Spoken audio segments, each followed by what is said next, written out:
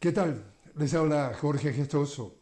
En el programa de hoy, la nueva geopolítica arancelaria con otro notable invitado, Roberto Cepeda, doctor en Relaciones Internacionales de la UNAM, la Universidad Nacional Autónoma de México, desde Ciudad de México. Roberto Cepeda, una cálida bienvenida al programa. Un gusto estar en su programa, don Jorge.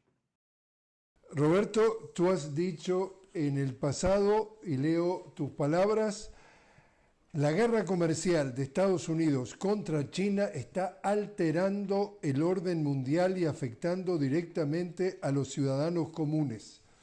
Explícanos. Sí, bueno, evidentemente esto forma parte de una tendencia en el orden mundial, una tendencia global. Digamos, esto lo podemos ver incluso desde la primera administración de Donald Trump, cuando se impusieron aranceles a China de manera significativa en el comercio bilateral entre estas dos naciones. Esta tendencia continuó con Biden y ahora en la segunda administración de Trump, pues parece ser que se incrementó el nivel de aranceles en esta guerra comercial, donde Donald Trump aplicó estos nivel sin precedentes del 140-45% a China. Lo que vemos el día de ayer en las negociaciones que se dieron hace unos días, pues que este nivel de aranceles ha bajado, ¿no? Entonces esto nos habla de que esta pausa que se dio de 90 días para negociar la relación comercial entre Estados Unidos y China, pues probablemente tenga impactos más favorables, ¿no? En la economía, en los mercados financieros, que habíamos visto una desestabilización en las semanas recientes, y gran parte del comercio global, del comercio internacional, pues se da, ¿no? Entre estos dos países. Pero al mismo tiempo, todos los países de la región de América Latina y también de otras partes del mundo, pues están sufriendo estas repercusiones, ¿no?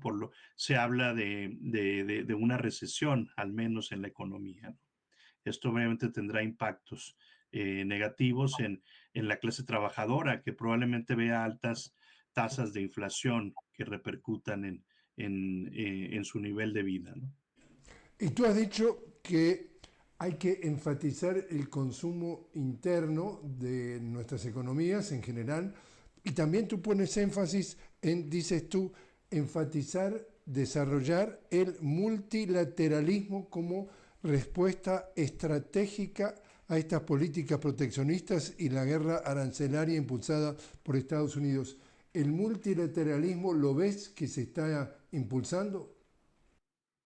Bueno, sí, yo creo que la cooperación internacional, ¿no? Una de las formas son las organizaciones internacionales, regionales, donde participan los países para encontrar soluciones a problemas, a retos en común. Todavía sigue siendo viable, don Jorge, porque esto, evidentemente, ante este cambio en el orden mundial, que afecta también las reglas del comercio internacional, yo creo que el multilateralismo sigue siendo viable, aunque lo que vemos, lo que advertimos de parte de la segunda administración de Trump, es que le está dando prioridad a las relaciones bilaterales, más que encontrar acuerdos en estas organizaciones, ¿no? Internacionales que venían marcando las reglas del juego desde hace décadas, ¿no?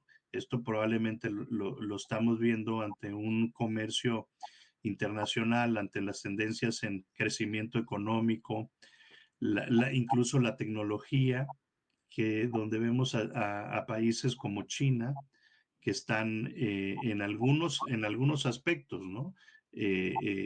Superando a Estados Unidos. Tú has dicho también, Roberto, respecto a el tema, digamos, del comercio, has advertido, dices tú, que la implementación de aranceles por parte de este segundo gobierno de Trump podría, dices tú, hacer que las reglas de la Organización Mundial del Comercio, la OMC, se vuelvan irrelevantes y, dices tú, al violar los principios fundamentales como el de la nación más favorecida. Ayúdenos a entender. Sí, bueno, evidentemente lo que estamos viendo en el caso, por ejemplo, te voy a poner un ejemplo, en el caso de México, nosotros tenemos el Tratado de Libre Comercio de América del Norte, signado en 1994, que entró en vigencia en 1994 y que profundizó el comercio regional entre México, Estados Unidos y Canadá. En 2017, precisamente en la primera administración de Trump, se dio una renegociación y ahora tenemos lo que es el TEMEC, en México es Tratado México, Estados Unidos y Canadá, que regula, por decirlo así, el comercio entre los países de la región. Ahora, lo que vemos es que México exporta, digamos, alrededor de gran parte de lo que exporta México está dentro del TEMEC. Estamos hablando de un porcentaje de casi el 90%. Y lo que no está dentro del TEMEC sí entra en las reglas de la OMC. Y México ahí tiene, como lo acabas de señalar, digamos, se reglamenta con esto de la nación más favorecida, donde también los aranceles que se cubren en el caso de las exportaciones de México a Estados Unidos son muy menores, ¿no? Estamos hablando alrededor del 3%, ¿sí? No va más allá del 5%. Entonces, gran parte de este comercio que se daba digamos, en esta gobernanza del comercio global establecida por la OMC, pues ahora lo que vemos cuando la administración de Trump dice vamos a imponer aranceles del 25% a México y a Canadá. Entonces ya el tema de la nación más favorecida, pues ya pierde vigencia. Es decir, con las políticas arancelarias que forman parte medular de la política económica de Estados Unidos en la era Trump, pues estas reglas del comercio internacional establecidas en la OMC, cual Estados Unidos también es actor importante, fundador, pues están perdiendo vigencia, ¿no? Entonces, a eso nos referíamos precisamente, ¿no? Cuéntanos también, para una audiencia que no estamos familiarizados con el término, cuéntanos qué es el nearshoring, algo que sucede en México. Bueno, sí, el nearshoring en los últimos años, sobre todo, yo diría en el contexto de la guerra comercial entre Estados Unidos y China, pues evidentemente esto tomó de nueva cuenta una relevancia importante, sobre todo para México y para otros países. Básicamente consiste en trasladar pues algunas fases del proceso productivo, ¿sí? Sobre todo esto se da también en la globalización, ¿no? A países cercanos, sobre todo para reducir costos, para reducir riesgos. Y este nearshoring, que se traduce como relocalización, surgió en años recientes, sobre todo, como lo digo, en las tensiones comerciales, en el conflicto comercial entre Estados Unidos y China, donde México se ha posicionado como un destino atractivo para las empresas que buscan relocalizar estas cadenas de suministro a lugares más cercanos al mercado de Estados Unidos, ¿no? Hablo del caso de México, porque desde aquí se ha hablado mucho del nearshoring, pero esto también puede aplicarse a otros países de las Américas, ¿no?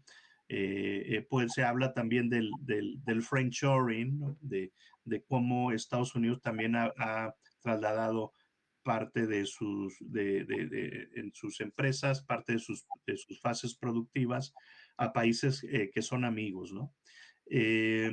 No obstante, o sea, esta tendencia al nearshoring que se vio sobre todo en la administración de Biden, tuvo su punto más alto, ¿no? Donde México pasó a ser el primer socio comercial de Estados Unidos, superando a China, superando a Canadá, Digo, no obstante, la eventual imposición, porque todavía estamos en México, Estados Unidos está negociando todavía el tema de los aranceles, pero una eventual imposición de aranceles, un endurecimiento de las políticas comerciales del gobierno de Trump podría desalentar este nearshoring, ¿sí? Poniendo en riesgo justamente pues esos avances que se habían logrado en años anteriores. Es decir, se advierte en esta segunda administración de Trump un contexto poco favorable sobre todo para la integración económica y también a través del nearshoring. Roberto, te invito a hacer una pequeña pausa. Estamos hablando directamente desde México con Roberto Cepeda. Roberto es doctor en Relaciones Internacionales de la UNAM, la Universidad Nacional Autónoma de México. Estamos hablando sobre la nueva geopolítica arancelaria. Enseguida regresamos.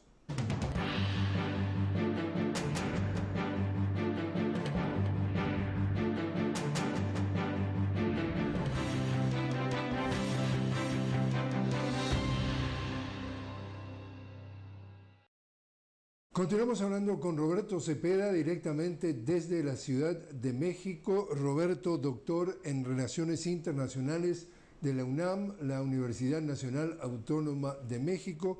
Seguimos hablando sobre la nueva geopolítica arancelaria. Roberto, y desde el punto de vista de filosofía comercial, Estados Unidos a través de las décadas o de los siglos siempre impulsó la apertura de mercados, precisamente lo que es el comercio global, el comercio sin barreras. Y de pronto llega esta segunda presidencia de Donald Trump, él asume la premisa de que Estados Unidos, palabra más o palabra menos, el concepto es, ha estado siendo estafado por muchos países que comercialmente han mantenido relaciones con los Estados Unidos, como él cita China, él cita la Unión Europea, fundamentalmente, y entonces hay que protegerse y el análisis es, en vez de una filosofía de apertura del comercio, ahora se ve como un país proteccionista. ¿Tú lo ves así y cómo lees la importancia de ese cambio a nivel precisamente del impacto mundial? Bueno, sí, evidentemente esto tendrá, digamos, esta política económica de la segunda administración de Donald Trump tendrá impactos no solamente regionales, sino globales, porque está cambiando prácticamente, ¿no? Una política exterior dentro de la cual ha estado vinculada precisamente a una política comercial a través de un orden global. En aquel momento, después, digamos, si recordamos, posterior a la Segunda Guerra Mundial, se establecieron las instituciones de Bretton Woods, el Banco Mundial, el Fondo Monetario Internacional, en aquel tiempo el GATT, que se tradujo en la OMC, y ahí se establecieron justamente estas reglas que permanecieron vigentes durante gran parte de la etapa de la segunda posguerra. Luego viene el fin de la Guerra Fría y Estados Unidos se convierte en la potencia, la única potencia mundial, ¿no? El momento unilateral en la década de los 90 y es donde cobra vigor también la globalización impulsada sobre todo por Estados Unidos. Recuerdo a finales de la administración de Bill Clinton, por allá en los 90, un viaje a China, donde de ahí va a seguir la incorporación de China a la OMC, principios del siglo XXI, y vemos cómo justamente en las primeras décadas a estas potencias regionales como China surgiendo en el ámbito económico como la segunda economía del mundo. La India también es otro actor muy importante, ¿no? Que hay que ver con atención. Pero bueno, lo que estamos viendo es que las reglas de la globalización pues ya no le favorecieron tanto Estados Unidos en el siglo XXI, mientras Estados Unidos libraba la guerra contra el terrorismo, su presencia en el Medio Oriente, ¿no? En Afganistán, que también le resultó muy costosa, ¿no? China estaba creciendo a tasas de 2 dígitos. Estamos hablando de la segunda década del siglo XXI, y vemos también cómo, de acuerdo a algunos indicadores, China, sobre todo en el poder de compra, ¿no? El Power Purchasing Parity, el PPP, China probablemente sea la primera economía del mundo. Y vemos avances en tecnología también, y cómo China está produciendo sus propios autos. Actualmente es el productor número 1, ¿no? de autos. Y también en cuestiones de tecnología, de inteligencia artificial, en algunos rubros específicos, digamos, ha superado a Estados Unidos. Esto entró cuando entra Donald Trump, dice, bueno, esto lo tenemos que cambiar, y lo que no se puede lograr con las reglas vigentes, pues tienen que cambiar. Estados Unidos ha decidido aplicar no ha podido superar a China de otra manera, por eso está aplicando estos aranceles.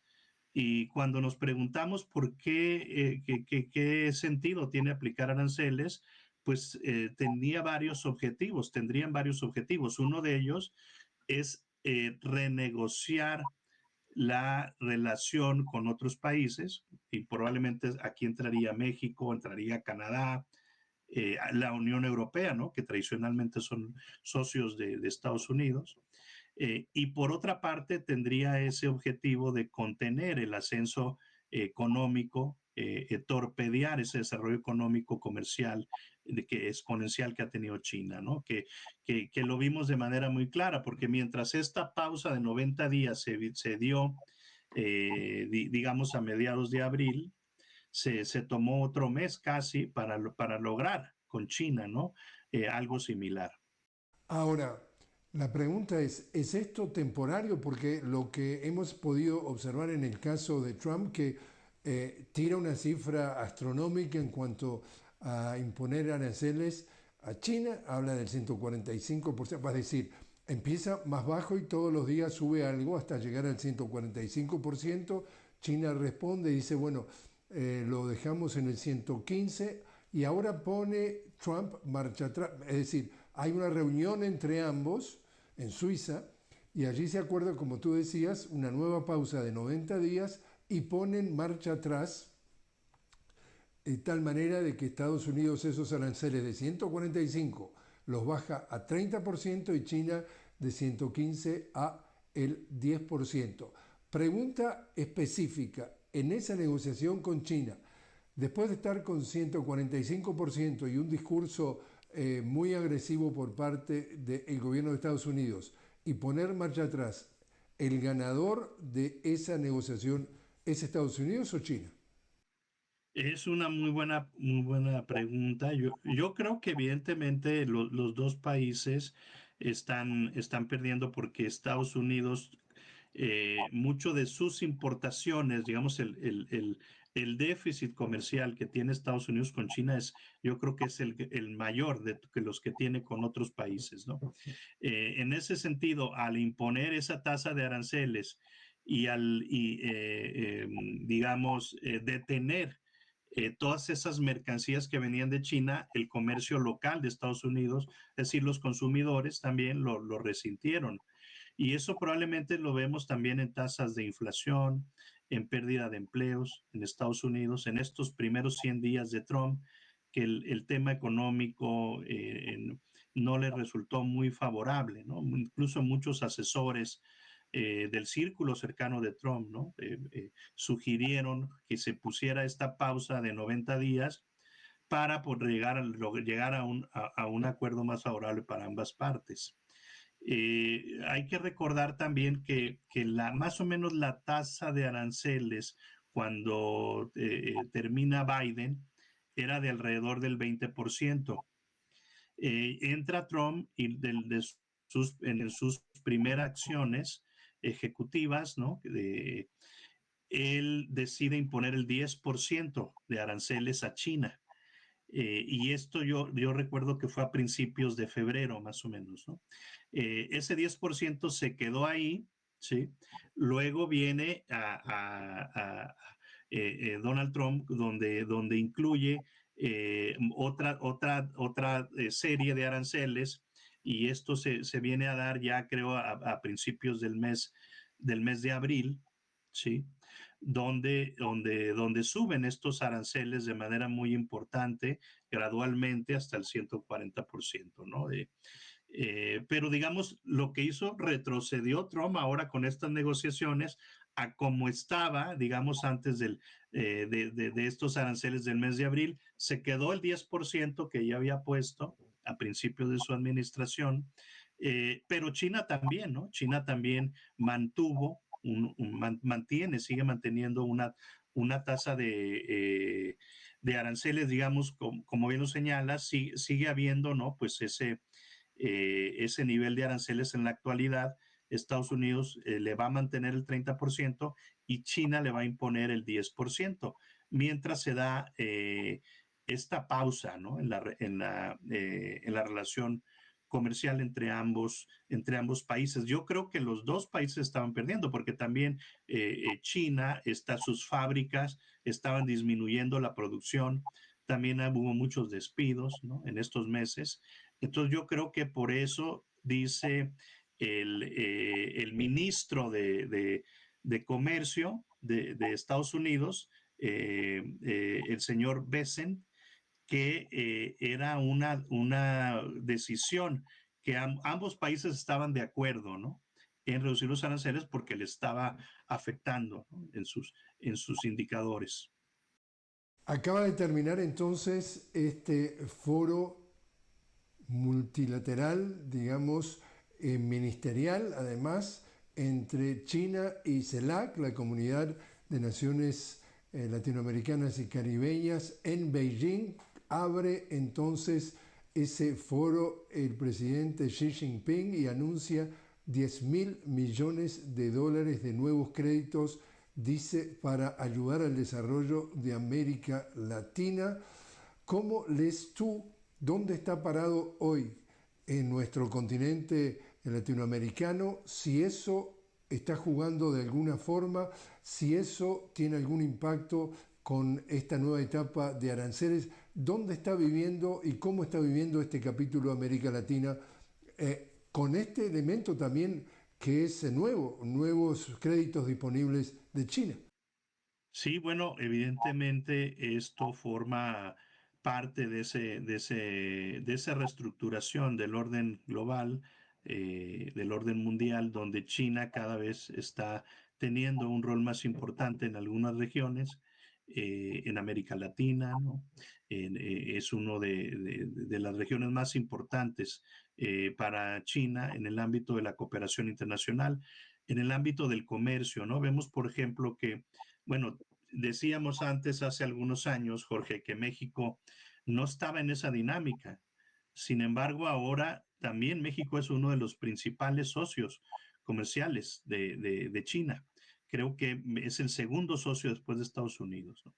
Eh, Esto nos habla de que en los últimos años ha aumentado la presencia de China en América Latina y que estas políticas comerciales o esta política exterior también, ¿no? De Trump, pues se ve reflejada en una América Latina que está también buscando redireccionar sus alianzas, no solo comerciales, sino también políticas y de cooperación internacional.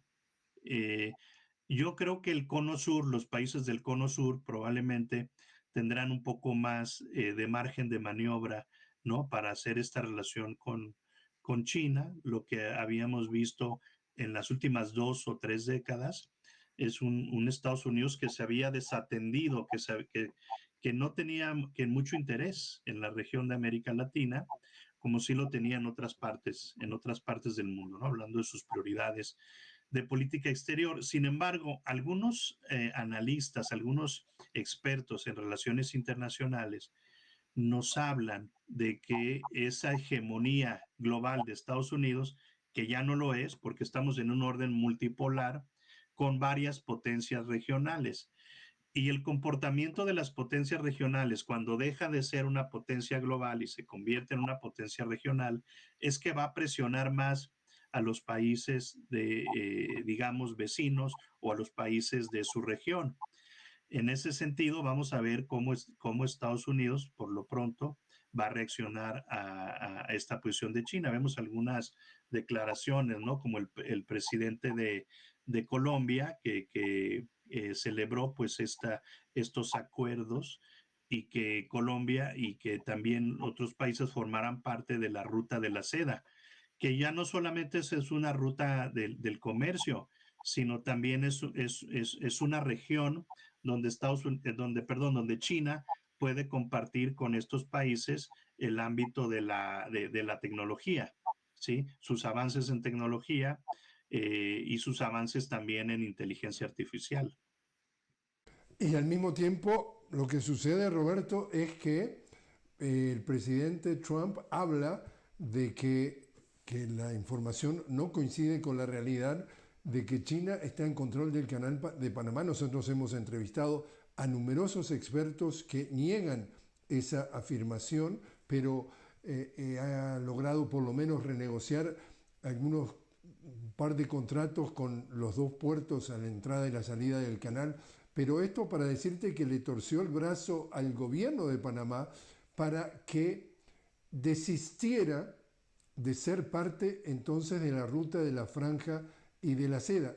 Mientras que, como tú decías muy bien, el presidente Gustavo Petro ahora en este foro entre China y CELAC anuncia justamente su interés y su intención de ser parte de eso. Quiere decir que hay allí una pulseada entre lo que Estados Unidos trata, que hay consenso que es contener la influencia de China, y China tratando de ofrecer incentivos o coquetear con América Latina para avanzar.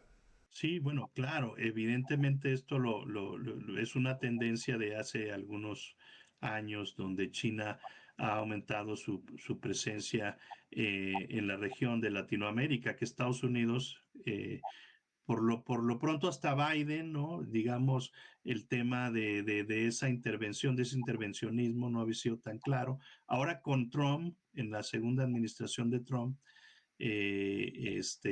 ha remarcado su interés en la región, su mayor intervención, sobre todo en temas de migración, en temas de comercio, en temas de seguridad, donde Estados Unidos quiere incluso hacia el norte, ¿no? Con su vecino Canadá, que está presionando para que, digamos, Canadá forme parte de Estados Unidos, ¿no? Como el Estado 51 de la Unión Americana.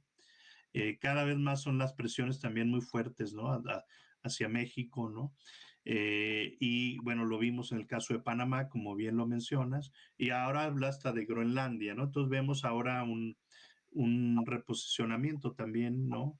Una mayor intervención de Estados Unidos en lo que considera su espacio de seguridad, porque también eso también tiene que ver su seguridad regional, ¿no? Roberto Cepeda, muchísimas gracias por haber estado con nosotros. Al contrario, muchas gracias, Jorge.